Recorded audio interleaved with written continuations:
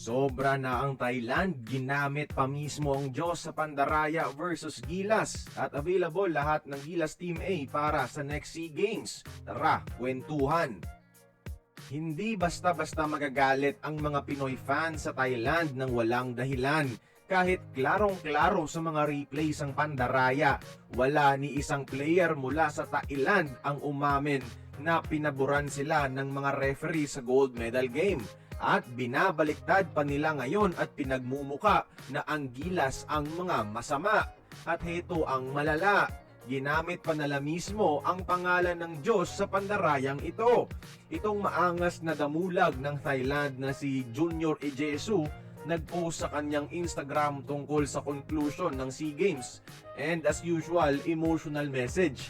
Pero sa huli, nilagay niya pa ang Jeremiah chapter 29 verse 11. For I know the plans I have for you, declares the Lord. Ha? Ano daw?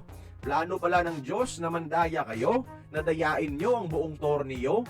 Tinulungan niya kayo na magplano ng cheating nyo sa laro? Dapat nga, kayo pa ang magkumpisal sa pandarayang ito. Ginamit nyo pa ang pangalan ng buong may kapal na nananahimik sa itaas. Hindi kayo santo, mga hipokrito at pa-victim kayo, Thailand players. Better interpretation siguro dito is plano ng Diyos na pabagsakin kayo dahil mga mandaraya kayo. At reminder niya yan na hindi kailanman nagtatagumpay ang mga nanlalamang sa kapwa. At hito, mas magiging exciting pa ang storyline ng next SEA Games sa Malaysia.